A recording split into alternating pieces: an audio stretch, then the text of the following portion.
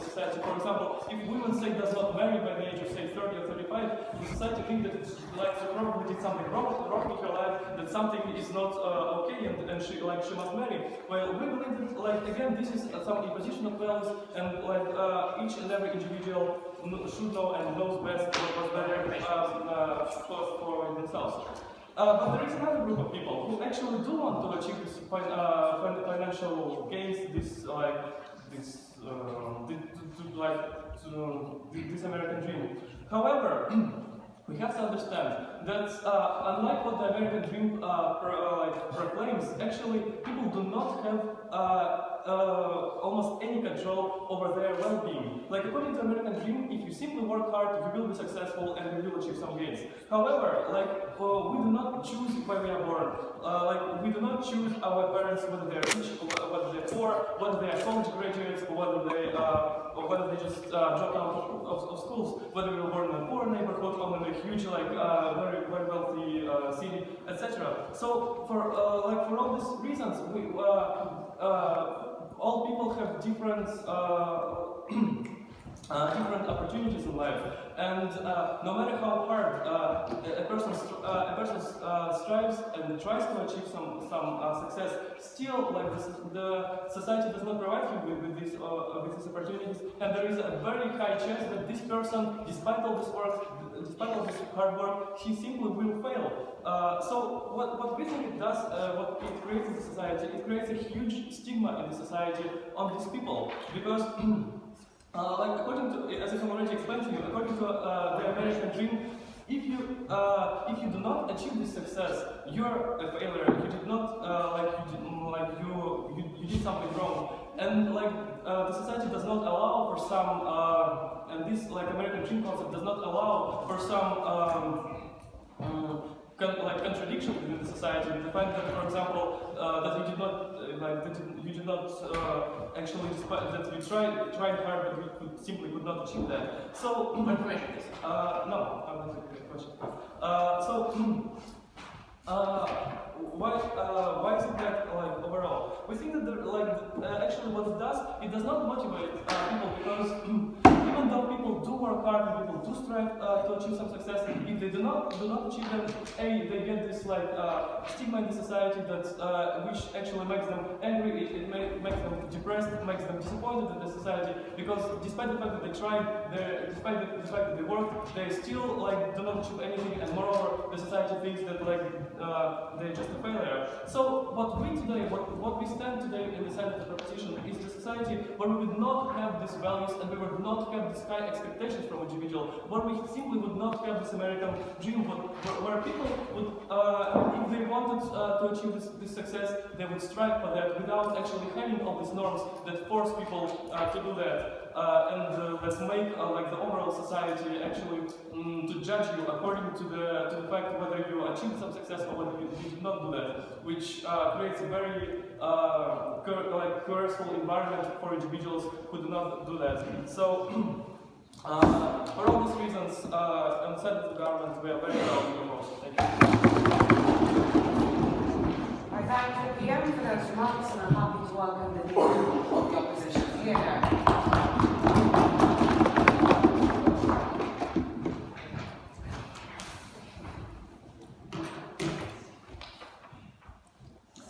Thank you very much, and I would like to start with a rebuttal, and then I'll go to our material.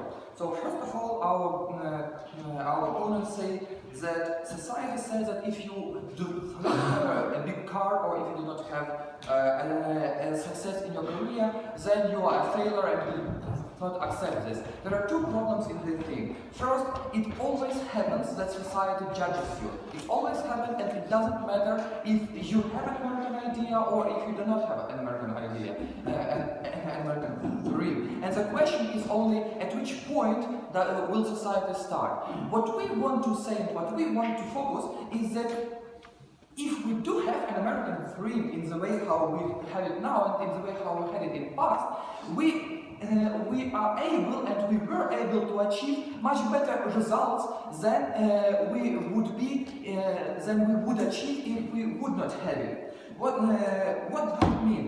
It means that actually American dream is is not just about to buy a very big house. American dream or to go to a city to live in New York or something. American dream is actually to be to feel life in a more full manner. It is about a democracy of goods where you can buy what you can. It is about the freedom of choice where you can choose, and it is actually about a development. It is about a progress. And how do you achieve this? You achieve this by studying, and you achieve this by consistently making steps and steps forward, which bring you a better and a better life. And because of this, we're seeing that all the examples that guys who live in a village, they don't follow an American dream and get upset by society. No, they follow an American dream. Today they have one house, tomorrow they have a bigger rancho or a bigger success in their part. And it is not a question of in the village or in the city. It is a question of the progress and of improving your life and feeling your life and being actually happy. Now, coming to our material. What do we want?